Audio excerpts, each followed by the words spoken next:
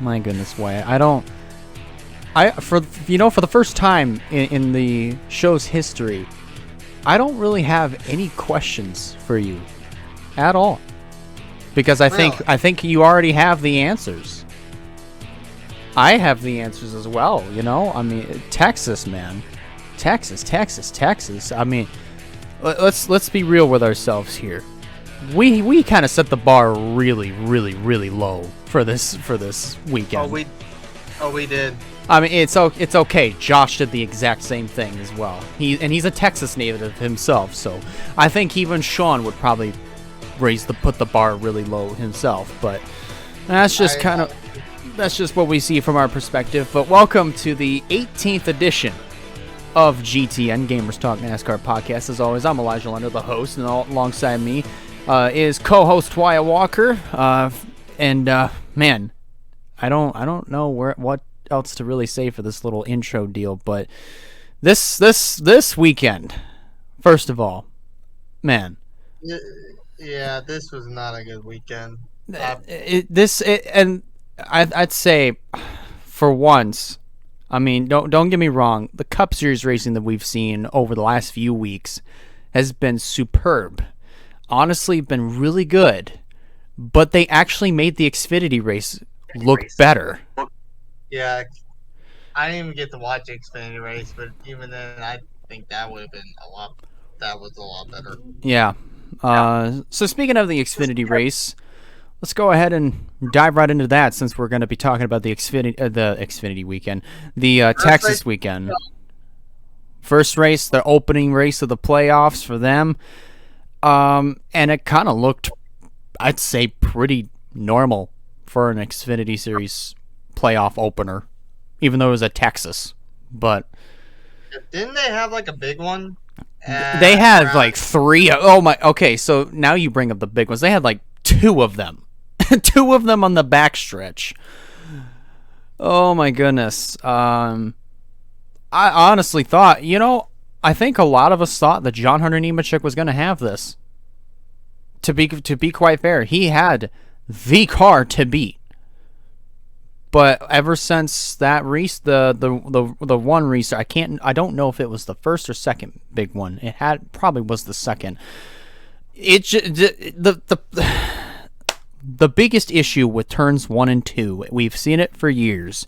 If you get just outside of the racing groove, you're on ice essentially from that point on. If you get one car aerodynamically just in the right spot, your car just whips around, and that's exactly what happened with John Hunter Nemechek and Justin Allgaier. That set off a big wreck that definitely impacted a lot of chase contenders. I think that notable ones is, I think last week I had a gut feeling about this one, and I got feeling was right. Brandon Jones got involved. Brandon Jones involved. We got Justin Allgaier was another one. Daniel Hemrick. Yep. Those are some notable playoff drivers that were involved. Here's something that I kind of thought was a little bit funny but sad at the same time. Brandon Jones, of course, was the pole sitter for the Xfinity race, and right off the bat, somebody like Brad Daugherty is jumping all over. It's like, oh man, he's probably going to win this race, man. Those Gibbs cars keep getting faster and faster and faster. Watch out for Brandon Jones. Well, he got in, 2 wrecks? This one knocked him out, lap 117.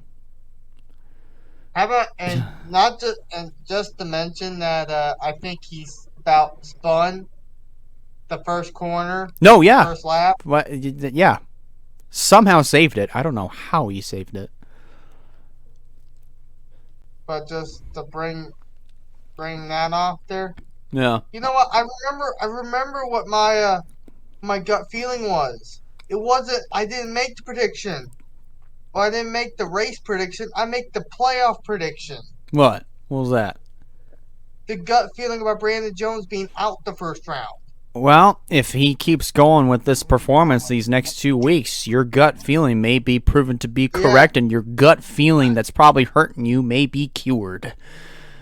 Well, my thing was, like, I couldn't remember if I made the gut feeling like my prediction of it or just now realized my gut feeling was him being out the first round of the playoffs. Right. I mean, So, it's still very possible at this point, but let's talk about let's look past all of this. Let's talk about the man. The man. Mr. September of the Xfinity Series. I was about to say the new Mr. September of the Xfinity Series, you mean? Still, you know what I mean. The modern day Mr. September, Noah Gragson, swept every single Xfinity race in the entire month of September, which is, to be quite frank with you, didn't see that happening. I mean, three in a row is great, but 4 in a row to sweep an entire month? That hasn't been, I mean, to be I did bet him. I did say he was going to win. I don't know who I said was going to win either. I don't know. I can't remember off the top of my head. No, you didn't say Ty Gibbs. You picked him as a champion. No, wait, no. I did say Ty Gibbs, and I'm glad that I was wrong. I was hoping he would prove him right, but he did get third, though. He got third, which he did get third. Okay, great. We'll talk about Ty Gibbs when we get to the Cup race. But anyways, Mr. September, something that an Xfinity driver has not done in 39 years. Exactly what Noah Gragson did since Sam Ard back in 1983, win 4 races in a row. I will say this, though. I think me and Elijah, when we got done racing at Road America, we were skeptical about Noah Gragson because we weren't sure if he was Cup Series ready because of the way his actions and stuff. He's cleaned up those actions, and he's currently has the most wins. Not just that, 4 in a row wins. He's Cup Series ready. He's cleaned himself up, and he's on a whole different level. He's more and more. He's looking more and more a good champ. He's my champion. He's been my champion pick. Yeah. Ever since he won Phoenix, I knew he was a threat. I knew he was a threat, and he's definitely showing he's a threat now. He won 4 races in a row. He's locked into the next round. Yep. Which he has some good tracks. He has some good tracks coming up in that round too, especially 2. 1 he could easily win at if he has no incidents, and then the other one, he won last year. Yeah. So I'm expecting a lot good this year. I know Gragson for the rest of the playoffs, and he's locked in, so we don't have to worry about Talladega. Oh, thank goodness he doesn't have to worry about Dega. But let's go ahead and look at the rest of the field. Now, this guy, did I not call this? He's going to be a dark horse. He's going to be a dark horse championship for a player. He's definitely going to be one. Yeah. Him and Josh Berry are going to be the main 2. But Noah Gragson first. Austin Hill is second. Yep. Another great finish for Austin Hill. I know I didn't pick him in the Final 4, but I know you did, and I did not disagree with that. Him and Josh Berry are the dark horses for the Final 4. And he is the driver that has led the least amount of laps in that entire race. He led 1 lap. Hill or Berry? Hill. Gibbs get 3rd. AJ Allmendinger got to get top 5, get 4th. Riley Herbst gets 5th. Josh Berry gets 6th. A good run for him. I figured he would have a good run. Sheldon Creed gets 7th. Sam Mayer 8th. Ryan Sieg 9th. Good way to help him in the playoffs. How about his teammate, CJ McLaughlin? 10th. Didn't he have an issue towards the beginning of the race? You're asking the wrong person that question. Well, I'm going to ask the right person that question then. Did he have a problem towards the beginning of the race? No, I'm kidding. I'm kidding with you.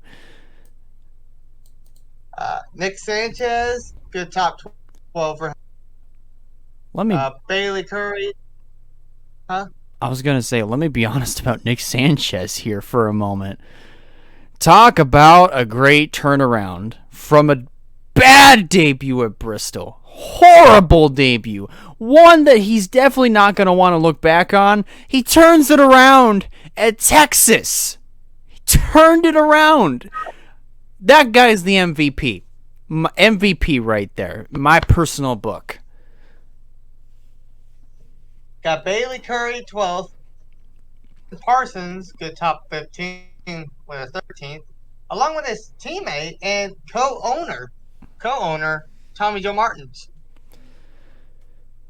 Good run for Alpha Prime. Oh yeah. Absolutely. And then you got Jeb Burton 15th. He's been needing a good run. If anyone's been needing good runs lately, it's been Jeb Burton, and he's got one. Yeah. Matt Mills in the 5, Alex Abay, Joe Graff Jr., Anthony Alfredo, Mike Snyder, Parker Retzlaff, I'm probably butchering the name. Retzlaff, probably. Retzlaff. Kyle Weatherman, Garrett Smithley, and actually Garrett Smithley, the damaged vehicle policy. Oh, and Kyle Weatherman got into an accident. Wow. Here's where the craziness happens here. Garrett Smithley, 23rd. Brandon Brown, 24th. Joey Gase, Josh Williams, and here we go. Brandon Jones, 27th. John Hunter Nemechek, 28th. Justin Allgaier, 29th. Daniel Hemrick, 30th. Got Poole, Massey, Castle, Yaley. Not even going to attempt that name. Akinori Ogata? Yeah. Yeah. Jeremy Clements, who had an ignition issue early on, which that sucks for the Daytona winner. Yeah. David Starr and Jeffrey Earnhardt finished last. Yeah. They're bad for Earnhardt. I feel like he could have had a good. He could have had a pretty good run. I mean, let's be real here. The Sam Hunt cars, they're pretty decent. Decent when it comes to speed, at best. But, still, they do feel pretty bad.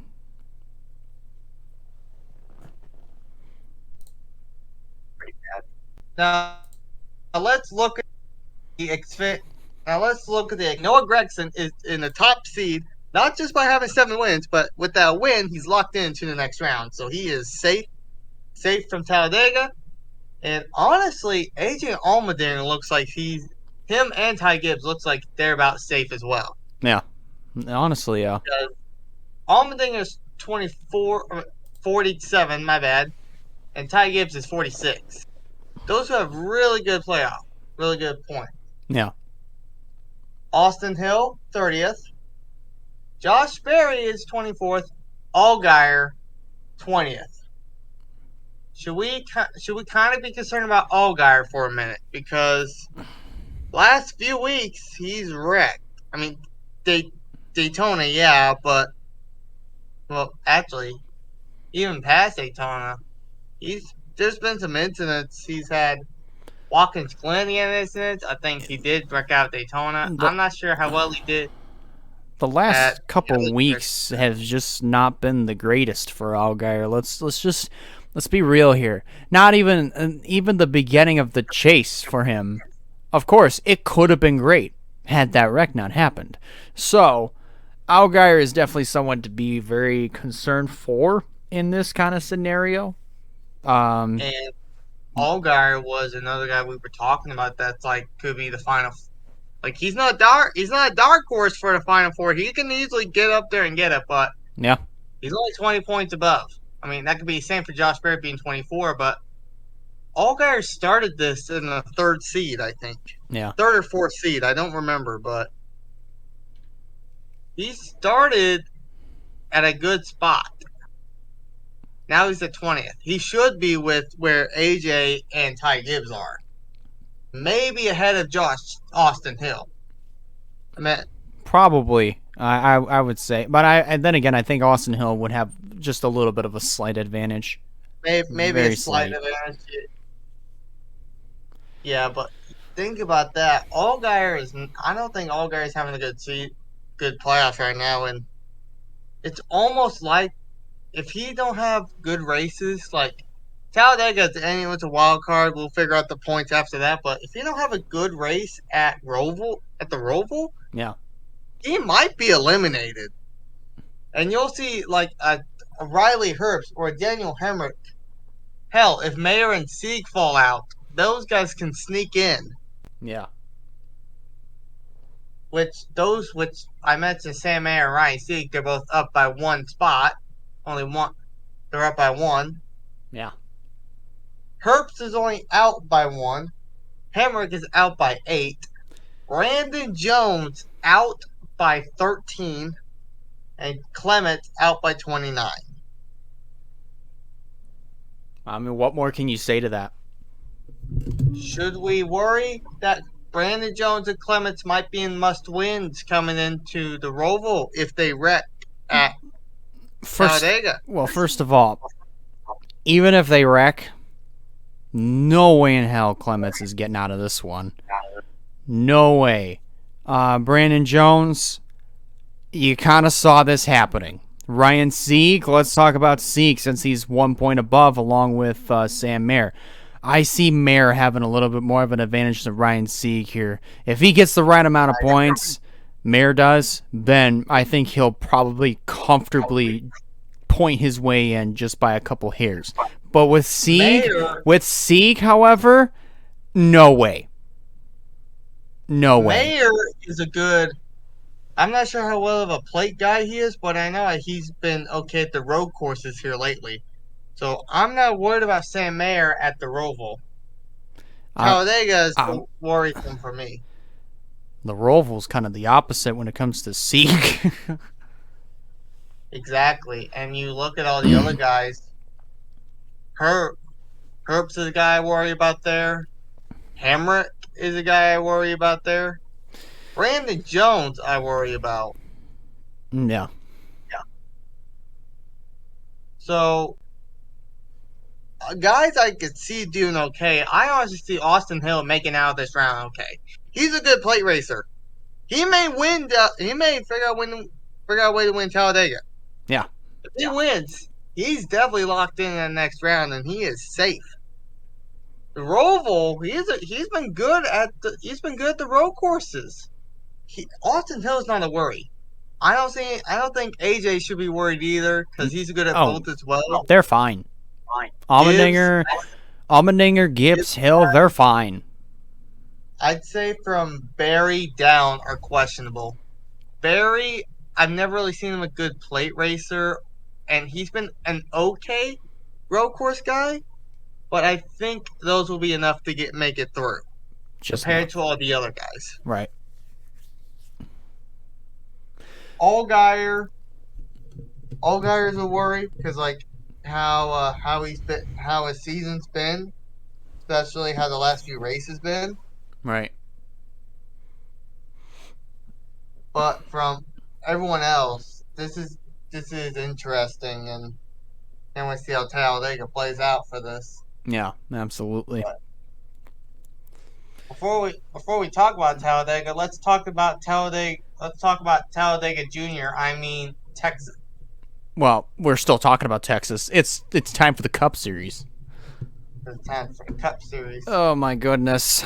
Oh man, where do we begin? Where do we even remotely begin? Kyle Busch. Can we just start with the big boy and go Kyle Busch? Well, there was a couple big boys. Truex. The first big boy, I should say. Truex. First guy got screwed out by the tires. This is a common theme you will hear us say. If they watch the race or if they watch the highlights, they know. Trust me, they know. Oh my goodness gracious. Truex had a tire failure. Kyle Busch had a tire failure. Let's see who else. Kevin Harvick, Chase Elliott. Yeah. 2 tire failures. Truex had 2. Cole Custer had a tire failure when Christopher Bell spun the first time. who also had a tire failure. Chris Buescher had a tire failure. Denny Hamlin did not have a tire failure because he got bumped by Byron. That's a good conversation. Cody Ware, I think, had a tire failure as well, but he had a massive wreck. He had the worst wreck out of everybody, which it's uncommon for him to wreck, but at that point, that one was way too much. It's too concerning because then you start to worry. Oh, is he going to get out of the car, or is he? Can he get out? Can he get out under his own power? Which, good news, great news. He was able to get out first of all. Then the next worry was, okay, does he have an injury? We didn't hear until a little bit later on towards the end of the race. It's like, all right, he's checked, he's released, he's all good. No injuries, no broken bones, no concussions. He is set to race at Talladega from the sounds of it, so he's fine. I would be worrisome about that, though. I mean, we heard the same thing about Kurt Busch, and yet he's still out. It's been like, what, almost 3 months now?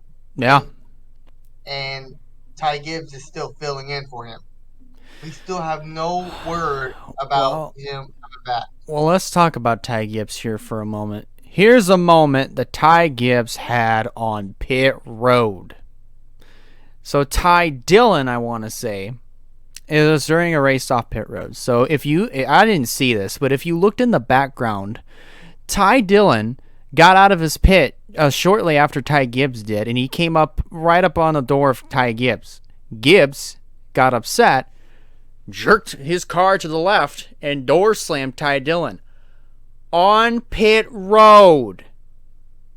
I did not see that. On pit road. So that I didn't notice until somebody posted up a video about it on Twitter. So, first of all, you don't do that.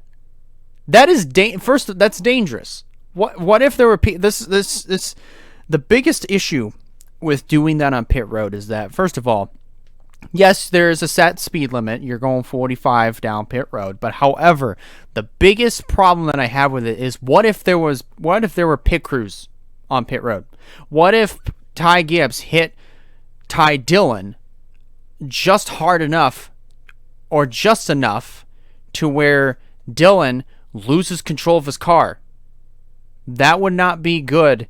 It wouldn't be good news coming out of any other camps, crew members, like any other crew members, like it wouldn't be good news for them at all.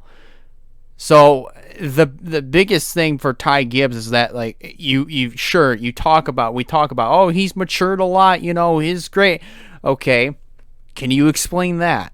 It's not like, I understand, it's not like one moment is just saying, oh, he didn't really mature at all. It's just, yeah, it's like an episode, but still, like, dude, stop taking out your frustrations on freaking pit road, for gosh sakes. Then again, I will say this, and this ain't just for him. It's for about almost everyone in that field. It was hot, and tempers were starting to flare.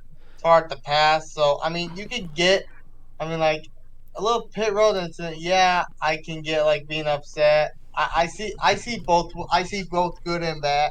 Not good, but it's like, I see two different sides. Like, everyone was starting to have tempers flare at that race, especially close to the end. I don't know where it was, but it was a hot day. People starting to get annoyed. You're barely able to pass.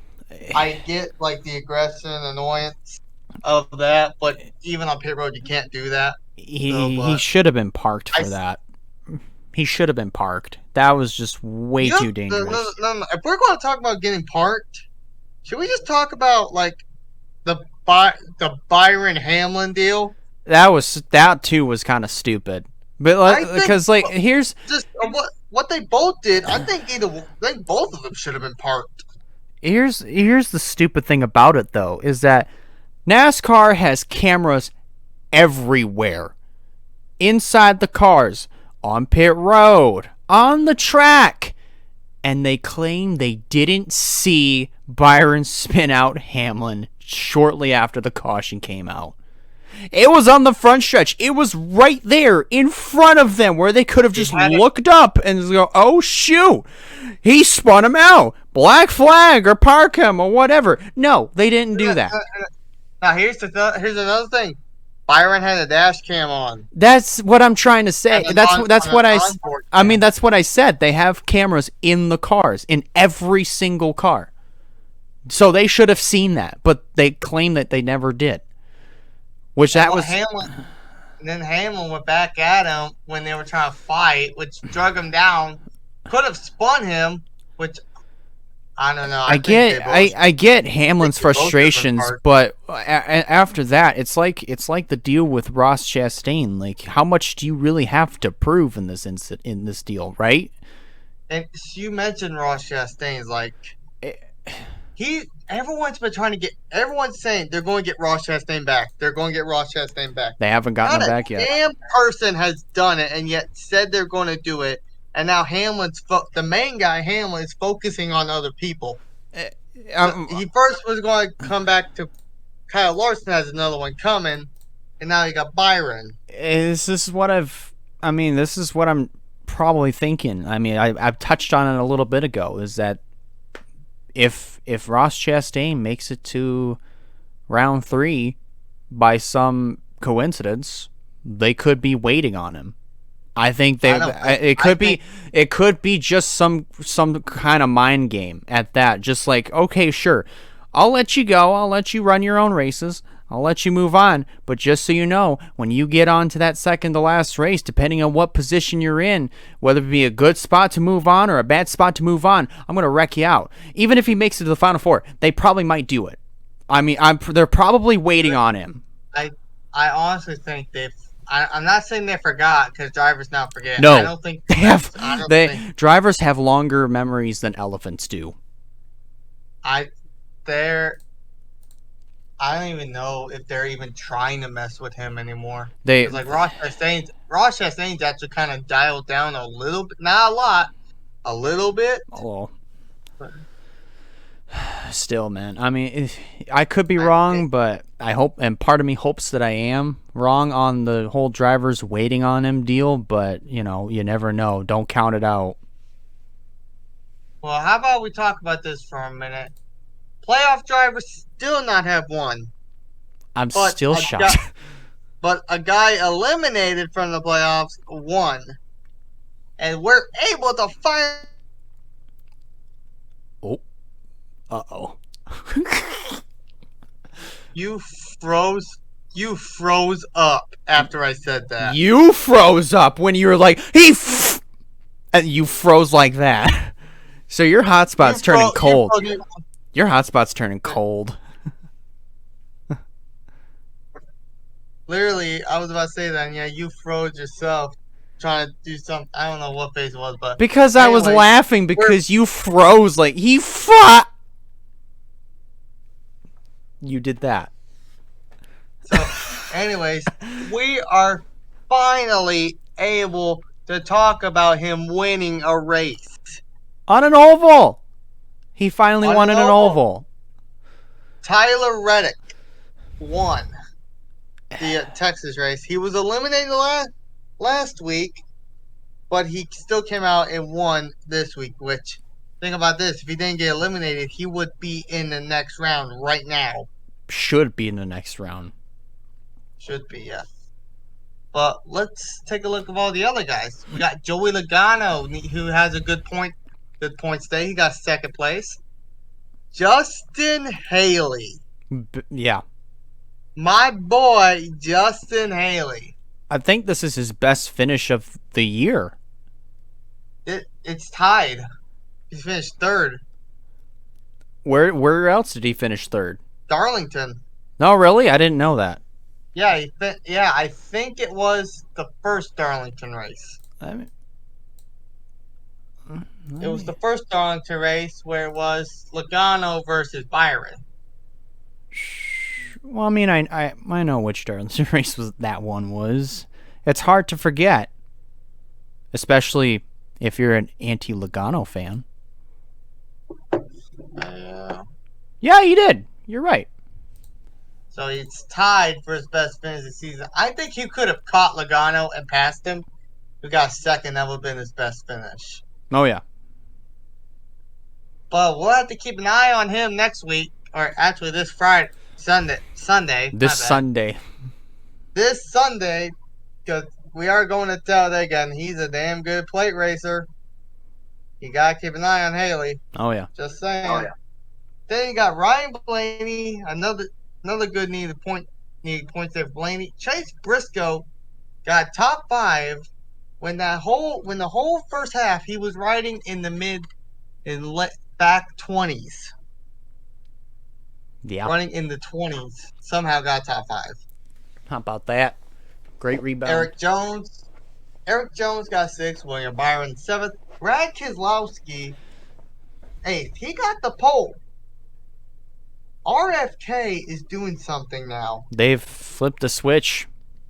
That's what they've done. They flipped a switch, and they're starting to get back to where they kind of were for a little while before they're going to be playoff contenders next. They're either going to be playoff contenders or going to be fighting to get in the damn playoffs. They're going to be fighting next year. They will be. Kyle Larson, good top 10 for him, and Denny Hamlin rounds up top 10. 11th, Michael McDowell. I kind of thought he was going to be our surprise winner this race. You were close, but you were 10 spots off. Thought Michael McDowell was going to get it, but no. Then you got Trackhouse Boys of Suarez and Ross Chastain getting good top 13s. Corey LaJoy got a good 14th. Austin Cindric 15th. Ty Dillon 16th. Dillon 17th. Burton, I thought was going to have a good finish. He got 18th. Yep. Harvick, after having a tire failure and getting into the wall, he comes home 19th. Great rebound. Ty Gibbs 20th. Noah Gragson 21st. Then you got Landon Cass. I lost. There it is. Landon Cass 22nd. Garrett Smithley 23rd. And Eric Almirola 10th. Bubba Wallace 25th. Excuse me. BJ McLeod. Ricky Stenhouse. Todd Gilliland. Alex Bowman, who was one of the first ones to have an incident, still ended up finishing. Is 29th. And then you got all the crashes out. Chris Buescher,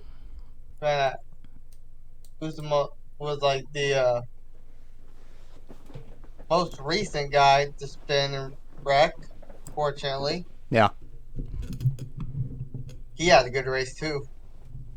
He really did. Bontrack Jr., Chase Elliott, Cody Ware, we mentioned had a big wreck. I am so disappointed.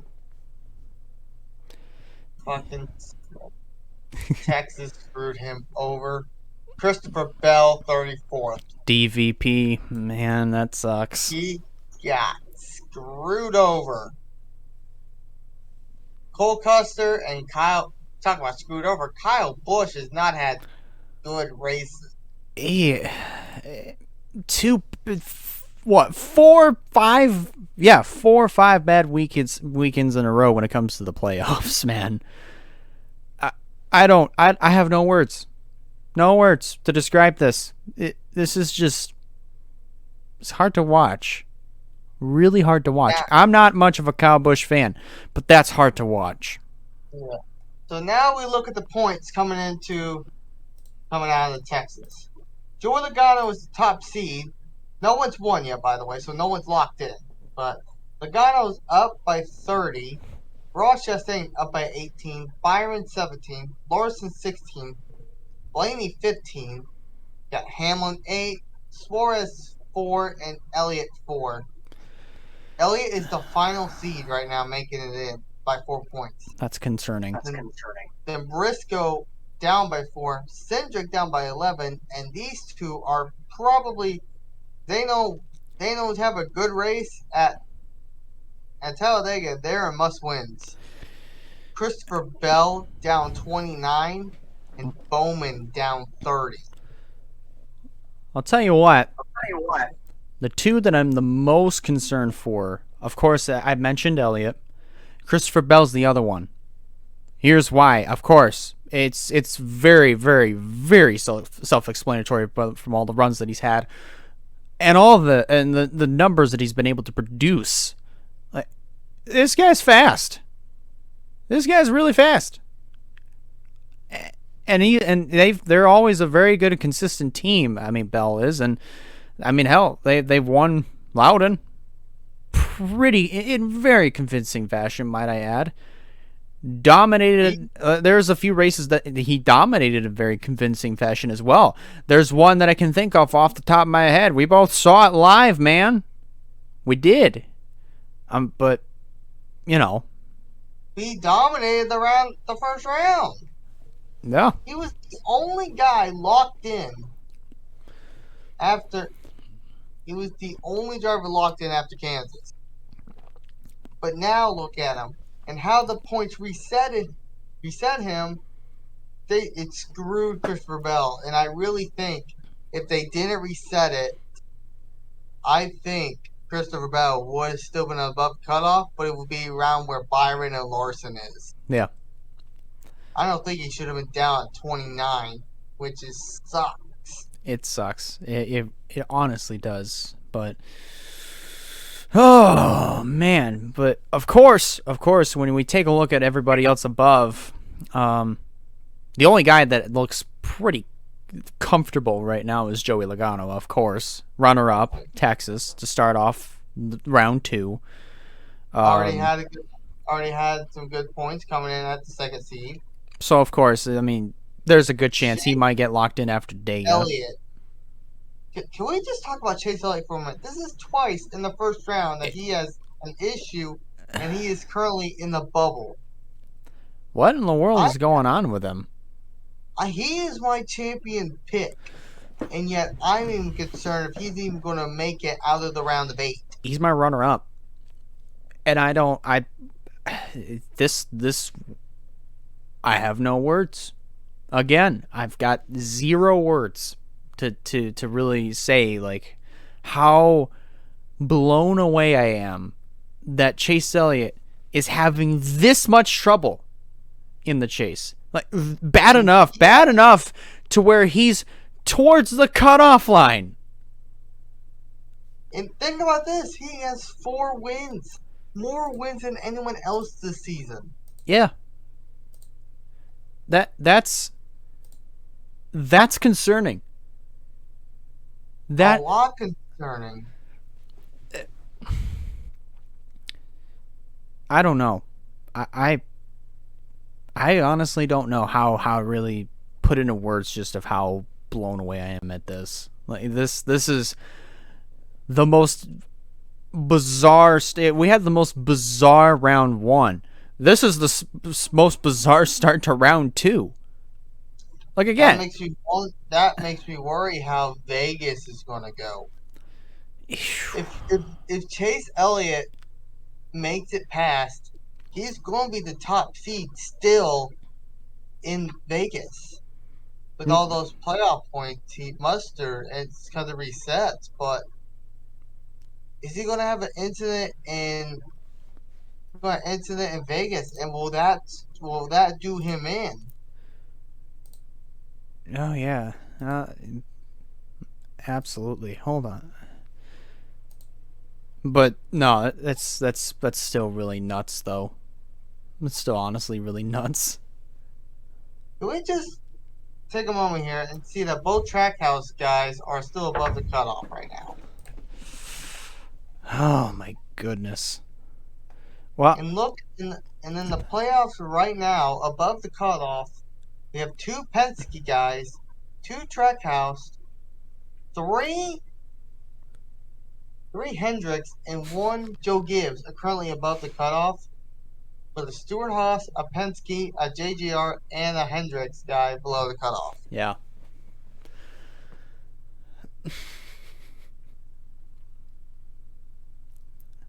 What in the world are we going?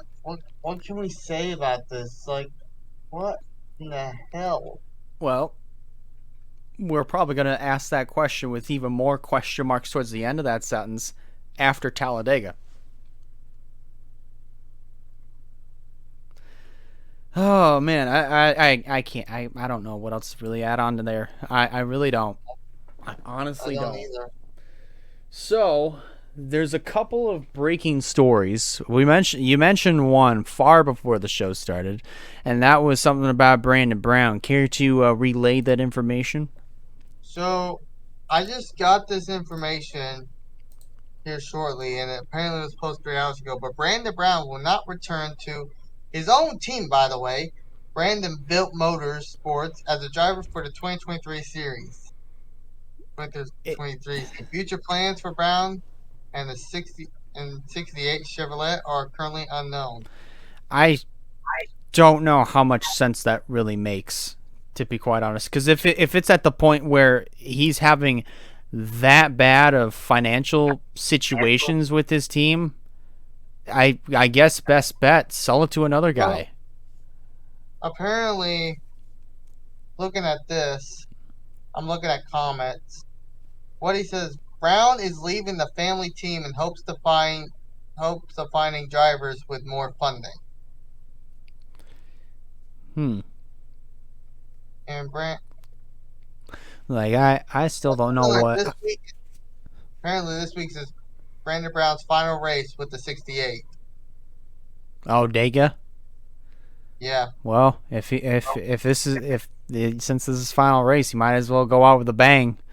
Win that sucker 2 years in a row, probably. I mean, there's a chance. Well, here's another piece of news. We don't really talk about this guy, but we are going to here. Jimmie Johnson. Let's talk about him here. This is completely unrelated to NASCAR, but he's a NASCAR driver, so of course let's bring him up. He is retiring from full-time racing.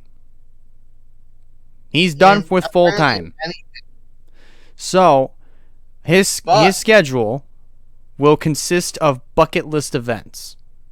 So, my mind, the first bucket list event that pops in my head is the All-Star race at North Wilkesboro. That is the first thing that popped in my head when I heard bucket list. I think he's eligible for that, right? He's still eligible. That's good.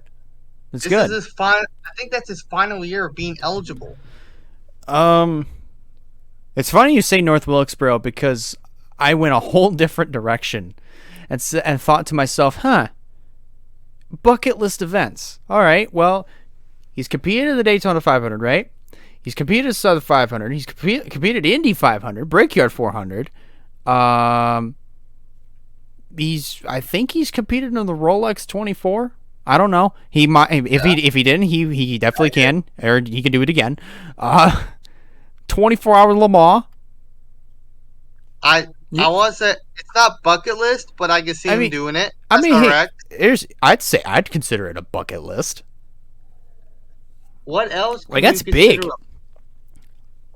What else do you consider a bucket list event? I mean, he could try to go for the Indy 500. He can go for do the double again. He could do the double. Do the double. That's right. Here's another thing. Speaking of the double, it's rumored that McLaren is trying to get a fourth car put together for Kyle Busch to do the double next year. I believe or maybe 2024. Either or. I mean, there's rumors that it's going to happen, and I'm for it. I'm for it. I think if Kyle Busch does this, or when Kyle Busch does this, this would be the first time in racing history that a brother duo has done the double. Exactly. I think Kurt Busch did it in 2014, I think. Yes. I don't know if there's any other brother duo that's done the double. Which brings me to the question, and I think you might have the same answer as I do. If he does do like the double, what team will he drive for that? Will Hendricks do a fifth car? Or will my idea might be more simpler? Project 91 is probably what you're thinking. Project 91. I mean, it could happen. But if if we want a good old family reunion, of course they could do a one-off with a fifth car, Hendrick. At least they could. That would. Which, in my mind, if they're going to do that, then the one race, put Alex Bowman back in the 88, put Jimmie Johnson in the 48, get Chad Knaus back with Jimmie Johnson. Hey, there you go. That's a family reunion right there. And I don't know what the sponsor's going to be. Maybe it's going to be that his sponsor, Carvana. Or be weird. Or Lowe's come back. One race deal. Yeah. There you go. But, we're going places with this. Please make this happen, people. I'm kidding. Maybe they could make it happen. Just imagine the Hendricks lineup, though. I mean, yes, we've seen the 5, the 48, the 88. We've seen those. The 24. 24. I knew there was a number I was forgetting. I couldn't remember, but you can never forget the 24. That's very criminal of you to forget the 24. I know. It just couldn't. It couldn't pop out of my head for a minute. I don't know why, but we've seen those 4 numbers race. Yeah. We've seen those 4 numbers race all together. That's back to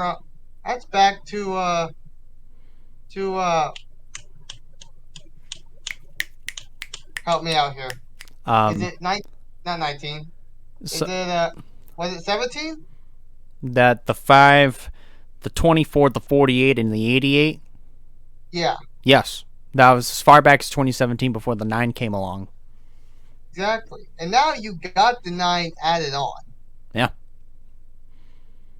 What craziness is that going to bring? It's like, we got all that, and then we got an oddball number 9 who is a championship car. Yeah. Put 2 and 2 together.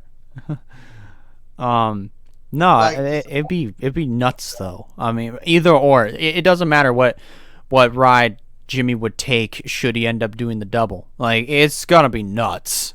It's gonna be nuts to see that happen. And just imagine, and we mentioned bucket list events. He could end up going to North Wilkesboro to go for race 4 and get another All-Star win. I think that would be his 3rd. If he did win it, it would be his 3rd. I think he's won 2 of them. I know he's won 1 of them. Can't remember the year. I think it was 17, not 17. He won. Okay, 13. I was wrong. 13 was wrong too because that was Harvick. I think Jimmie Johnson has won 4. He has won 4 All-Star races. Yes. Oh What were they? 2003 was one. 2013 was another. It was 2013. I was right. I thought it was 2013. So, let's see. Let's take a look here, shall we? I'm gonna mute. I thought 13 was 1. You know I was right. So, Jimmie Johnson, where is he? So, won the 2000s. So I'd say, why does he's won it 4 times? Why are you saying 2? It was 4. Yeah. But no, it was 2003, 2006. There's another year somewhere in there. And then wait. 2013. 2000. Yeah.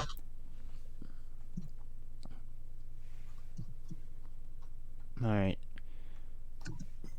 Jimmie Johnson All-Star race wins.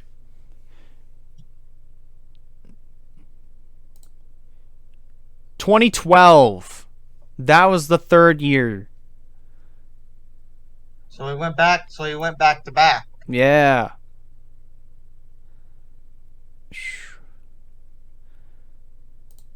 So yeah, it was 2000.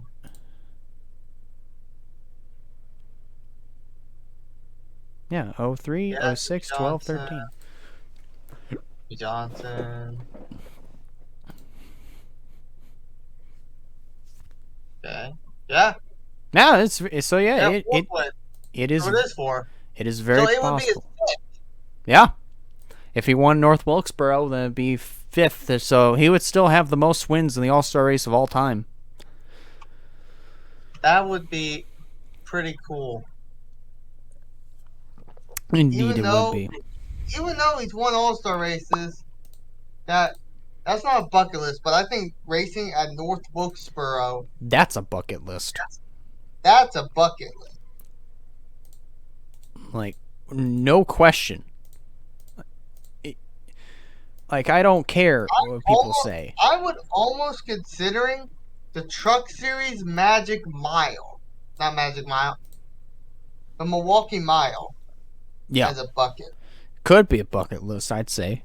I don't think I've ever seen Jimmie Johnson race a truck, but that would be pretty cool to see him. None of us have. 2008 was the one and only start. Bristol. That's it. But he could still do it. Absolutely. I think that's all of the stories. Shoot, how about we? It's not a story. Let's add on to a silly season prediction. Let's add on silly season for a minute. We Well, did touch on this, didn't we? So Yeah. a few weeks ago when me and Elijah did our predictions on the Xfinity deal, Xfinity Jugends Racing, we listed every driver in the books that could be possible, but one. We missed one driver that could easily be a full time driver, and we don't know numbers yet. But I messaged him, and I think he would even agree on like this lineup. Of course, I think we still both agree John Hernimechek will be a full time guy. Sammy I think Smith.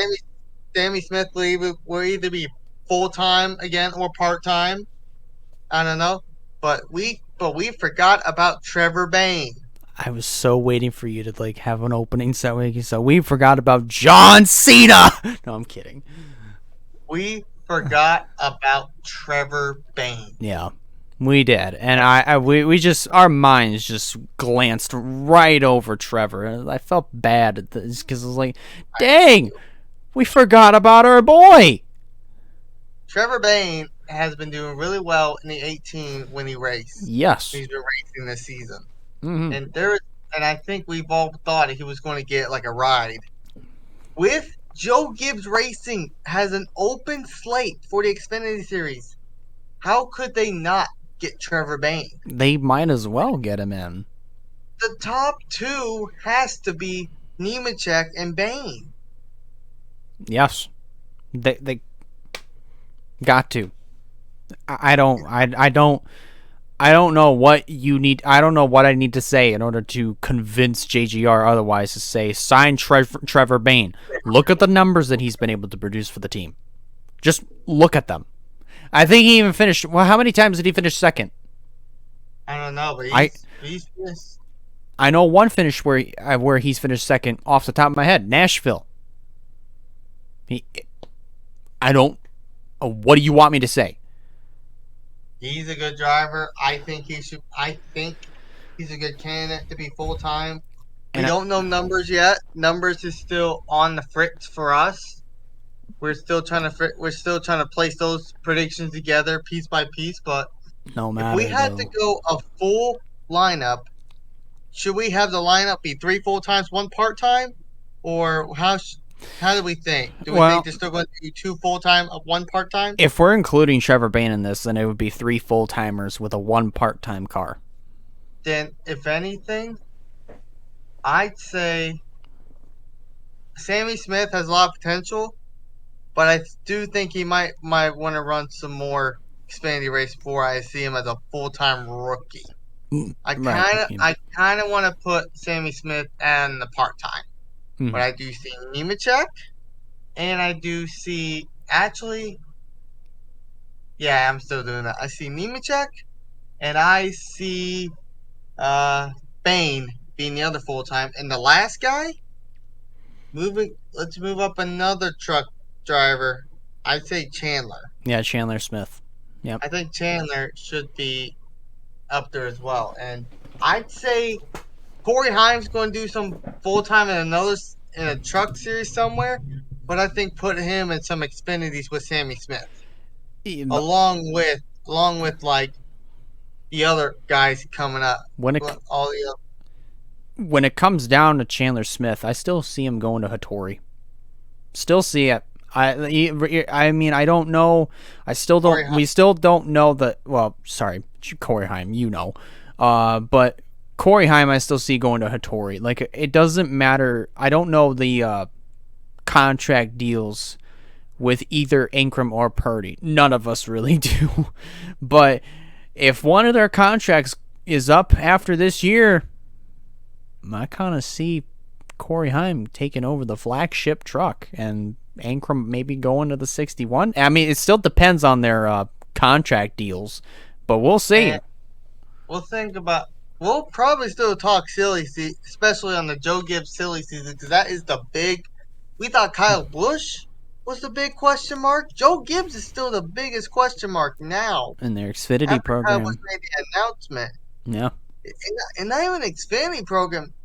Kyle's truck program.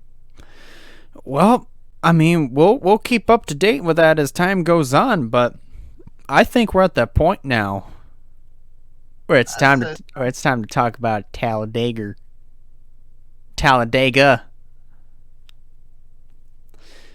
The most unpredictable race in all three of the series.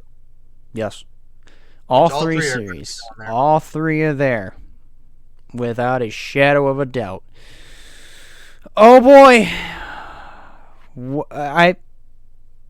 I mean, we all know that we know the answers. We know the answers to what we might see. I mean, I've asked this question for years, but man, what to expect? Probably a big one. Chaos, of course. Again, a big one. Maybe the huge one. That might be a long one. I don't know. But, yeah, I'm not asking the question this time because I've got a pretty strong feeling Wyatt and I both know the answers to what we're going to expect. Absolutely. But the main question now is, what is our predictions going to look like? Because it's always hard to make predictions, but especially when it comes to like Talladega, it is hard, even extra hard. Right. Absolutely. So I think my predictions are going to be all over the board. So let's get on down to them, shall we? Driver to win. For those that are new and don't know how we do our predictions, driver to win. Pretty self-explanatory. Our driver to stay away from is the guy that hasn't been doing well the last couple of weeks, or we're just coming up to a track where they just suck at. Dark Horse is the exact opposite, but yeah, Talladega, man. All right, Wyatt, I don't know what your predictions are going to look like, but I know mine are going to be all over the board. But you're up first, man. So I just want to take a quick glance at some of these people in here on the Truck Series side real quick. Casgrella, Corey Roper, all these. Ooh, Jordan Anderson's in the race. I didn't see that one. Hey. Perkins. Go with let's go Parker Retzklav in the 20. He's in here. Johnny Sauter's back for this week. Priest is back. Of course, our boy Parker Klingerman's in. Clay Greenfield's back. Got a bunch of names. Golly. Ellie Decker in the 43. Yes. That 43 truck looks pretty sick, though, not gonna lie. Jennifer Jo Cobb's back. Where did she come from? It's been a while. Been a while since we said her name. Mm-hmm. Just think about some of these names in the Truck Series. I'll get back in the Xfinity Series on that one, but I'm gonna go ahead and make predictions, and I think this is the only race in the series that, maybe in all three series, that I'm not just doing playoff drivers. Yeah, me too. So, my dark horse, I'm going to go with the guy who got DQ'd back in,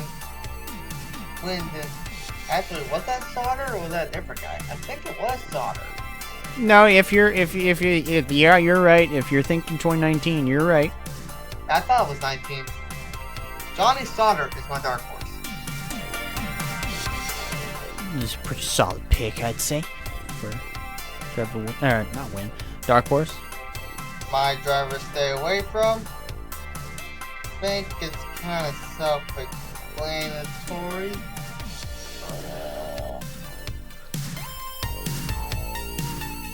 Actually, any of these are self-explanatory, let's be honest. Right. But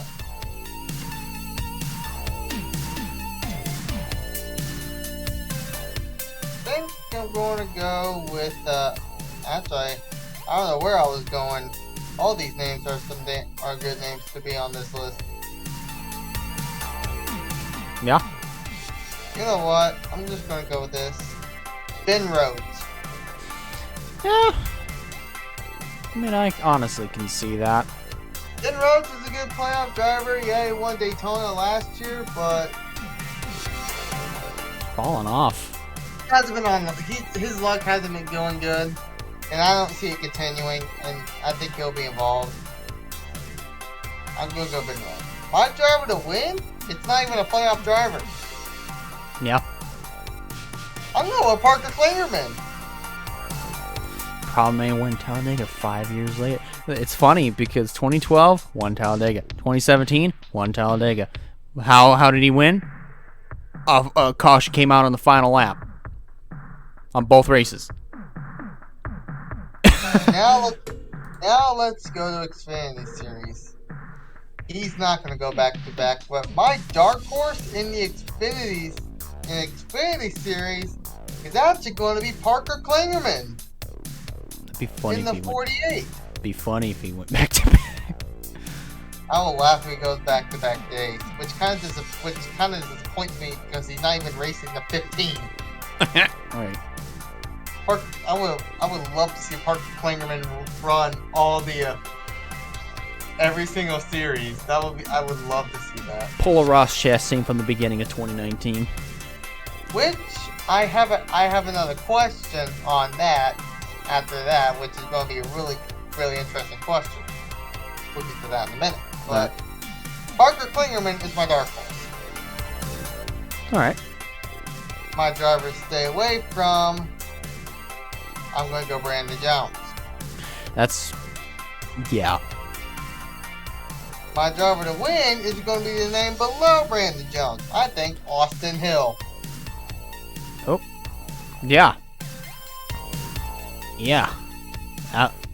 What more can you say? My mouse had a little bit of a moment right there. But anyways, we're good.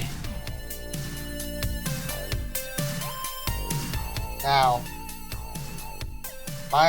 for the Cup Series. And this is the thing I want to ask you. Noah Gregson's in the race, but it's not the 16. Yep. It's the 62. Yep. Here's my question for you. Noah Gregson's going to the 42 next year. Yep. Who's going to be our part-time driver in the 62? Good question. I don't know. I kind of have a funny thought. It's not going to happen, but I kind of hope it does. Could it be Parker Klingerman? Never say never. I mean, it could happen. Never say never, but I think it'll be a different guy. But I just thought about that when it's listening. I'm like, wait a minute. Who the hell is going to be driving for BM Motorsports now? Because Noah Gragson was it for the last 2 years. Yeah. Brandon Gaun's retired. Who's our driver? Klingerman. I would love to be. And you know, it was what's funny about Brendan Gaughan is before you continue on, is like, you remember back when the South Point car ran? Yeah. We all thought Brendan Gaughan came out of retirement for one race. Nope. They trolled us. He trolled us.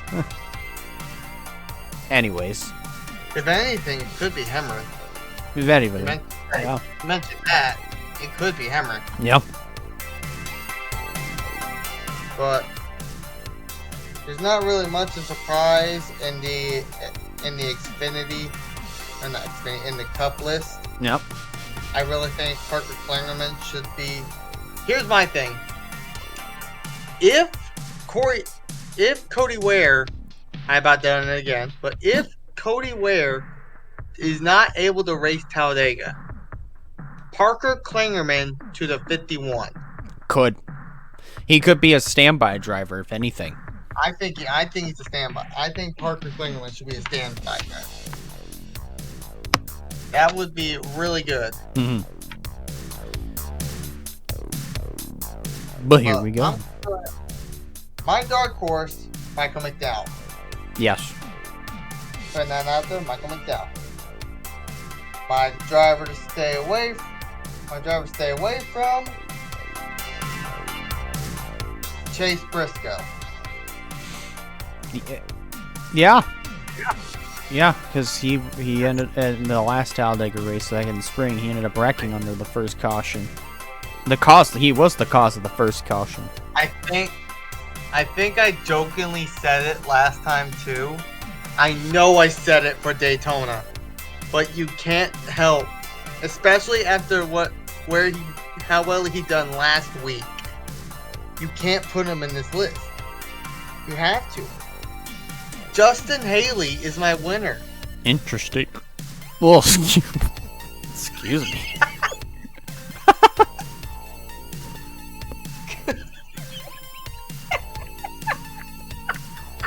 What was that?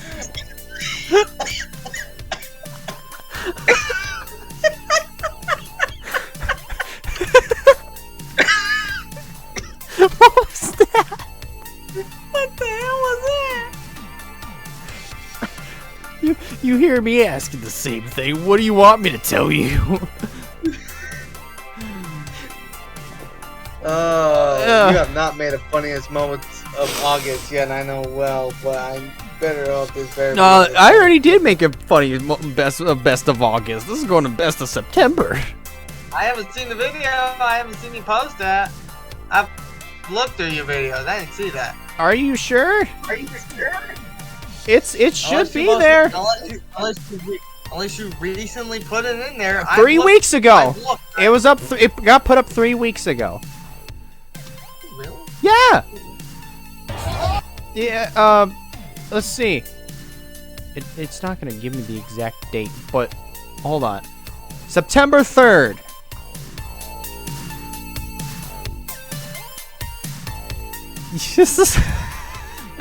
Not I really. Yeah, you glanced right over that. Oh my gosh, man. Send me that. All right, I'll go ahead and I'll send you it right now, actually. But yeah, Justin Haley's your winner. Anyways, I was gonna say interesting, but I don't know what that was. Okay, I see it. I guess I missed it. I don't know where I missed it, but oh well. But yeah, I'm gonna go with it. Just like Justin Haley's a good plate racer, and it could add on to not only non-playoff drivers winning, it'd be the first time since we've done any of the playoffs that a playoff driver does not win Talladega. Yeah. Because every year they've actually done it. But also to add on, it will be a driver trying to point their way in, or trying to fight in that lower bubble, gets another win. Yeah. Guys like Eric Jones, Bubba Wallace, Chris Buescher, Michael McDowell could have done it Michael McDowell last year, and now Justin Haley to that frame. Who's next? That's a good question. It's a good question that we're all just gonna have to wait for the answer for. But alrighty, here we go. It's my turn. Let's knock this out of the park here, shall we? So for my driver to win, to be quite honest, he could pull off what he did 6 years ago. Grant Enfinger I'm looking at as my driver to win. Oh. He's actually a pretty good plate racer, not gonna lie. I mean, he's shown it the last few years. I mean, he won. It's a different kind of car, but he won 2 ARCA races back-to-back at Daytona. It's a different track as well, but still. Shows how good of a plate racer he really can be. A driver to stay away from, on the other hand. I, honestly... a guy that I'm not 100% like crystal clear on. I'm not sure about Chase Purdy. Really? I honestly am not. There's just something about this weekend, and there's just something about Chase Purdy that just doesn't quite add up to me, to be quite honest. I don't know how to explain it. But my dark horse, on the other hand, I think you might agree with me on this one. Matty D. Matt Benedetto's going to be my dark horse for this one. I was thinking about him. Let's be real here. I mean, in the past, even when he was up in the cup level, he's not that bad of a plate racer. Yes, he's aggressive, but he's not that bad of a plate racer. He's not Ross Chastain level aggressive, but he can get up there, I'd say. I don't know where else to really go with that, but he could very well do it. So for the Xfinity Series, moving on, my driver to win. Oh my. My driver to win. Boy, if it's possible. I'm gonna go big or go home on this one. We talked about him before. He's back. Trevor Bayne. I'm looking at him as my driver to win. I like it, and if it works, then our prediction about him being in the JGR, might actually happen. He almost won the truck race 2 years ago. Almost did it. A driver to stay away from, however. I'm probably gonna have to double down on Brandon Jones. I don't know. What do you add on? What do you add on about Brandon Jones? Really, to be quite honest, in the chase. I don't see confidence. That's why I had him out this round. I did not see any confidence. I know you were surprised by it, but you could tell I was confident with my gut feeling. And my gut feeling showed at Texas, and it's still showing that he is out first round. I don't see him doing good at Daya or Volvo, so. Right. I just don't see it, to be quite honest. But my dark horse, on the other hand, is AJ Allmendinger. Yeah? I listen, Colic Racing itself, super strong on the plate tracks. Super strong. I will say, but not as strong as not as strong, but with the help of AJ Allmendinger, could happen. I do think the powerhouse, Justin Haley, AJ Allmendinger, and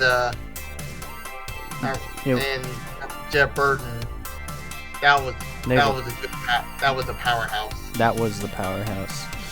That was the powerhouse to fight with out there, especially Justin Haley. And now he's moved up to the Cup Series, which rightly so. Yeah. All right, here we go for the Cup Series. Driver to win. We talked about it before. They flipped the switch. This team is getting better and better. Oh, really? Slow. This is getting it. Brad Keselowski. I'll be damned. I'm viewing him as the driver to win. He's won Dega, and I forgot all about this. He is the current driver who has the most Talladega wins. He has 6. 2009, 2012. I don't really want to get reminded of 2009. 2014. 16. 26? No, he won. No, 2017. It was Logano. No, it was Logano that won Dega in 2016. There was 2 Dega races. Okay, I'm thinking the fall. Shut up. I'm thinking the fall. All right, so anyways, 2009, 2012, 2014, 2016. There, are you happy? Are you happy? No. You're never happy. Why do I even try with you? And 2017. Because I'm an ass. You have one, so of course. So yeah, Brad Keselowski, I think, could nab his 6th Talladega win. He didn't win. No, he didn't win 2020. Who all won both 20? I know. No, 2021. I forgot 2021. So 7. He did win. No. Yeah, he was 2021. He did win 2021. I remember. Yeah, I forgot about that race. I completely forgot. So 7th. 7th. Okay. So yeah, Brad Keselowski could nab his 7th win. I can agree with that. I can agree with that one. And like I said, he is one of the best, currently the best Talladega racers right now. Not just plate racer, but Talladega. Talladega itself. Now, driver to stay away from, on the other hand, I'm going to take a different direction on this one. You say Briscoe, I say Hemrick. Because remember what happened towards the end of stage 1. Like, something happened to Hemrick. I don't know what happened to him, but going to turn 3, he all of a sudden started losing speed and then lost control of his car, came back up the track, collected Chase Briscoe. So I think he was running around the front. Towards the front of the field, towards the end of stage 1 as well. So I mean, I don't deny Hemrick is gonna mix things up, but for how long though is the question. Same thing for all these other guys, but I'm mostly focused on Hemrick in this case. But my dark horse. Oh boy. Oh boy. There's a lot of fish to pick here. But I'm gonna say, for my dark horse, I have a good dark horse for you. I'm looking at one right now. This one might be out of pocket for you, but I think you might agree with this one. Corey LaJoie is going to be my dark horse. I like that one. You want to know the one I was thinking? Which one? The current guy who's on a hot streak in the playoffs and also a good plate racer. I was thinking you were going to pick Logano. Yeah. Yeah, you didn't even pick a playoff driver for the Cup Series. I hardly picked any playoff guys. Hardly. You did one, which is kind of what I did too. I hardly picked any playoff guys. Because it's anybody's race when it comes to Dega. It's anybody's race. Yeah, what more can you say? But anyways, so speaking of saying something, we've already talked about everything we needed to. So any final thoughts before we get this Talladega weekend underway? I don't think so. It's so crazy. We just have to watch and see, man. So we are tentatively planning on reactions for all the races this weekend. So October 1st and 2nd for all 3. Be sure, if they end up popping up on your little subscription feed, be sure to tune into those races. What time is the truck race? 12:30 Eastern. Is that on a Saturday or? It's a Saturday. It's a Saturday. I was about to say, if it's on a Friday, I can't watch it. I'm working. Well, no, it should be a double header on Saturday. Okay. So yeah, I'll double check on that, but yeah, I believe that. But yeah, we're gonna have reactions this weekend. We're still tentatively planning on that. It just depends on what the situation in the next coming days for me is going to be, because well, let's just say I put an application to go back to a set place, but Anyways, that's going to do it for this video. I want to thank you guys a lot for watching. If you guys like this, be sure you give it a like. If you haven't considered subscribing yet, be sure to subscribe in order to keep up with some fine content coming out in the near future.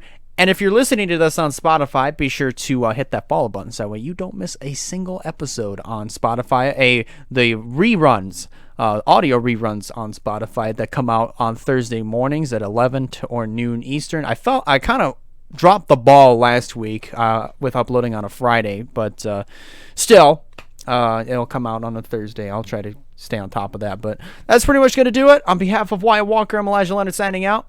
Have a good night, guys. We'll see you next time. See ya.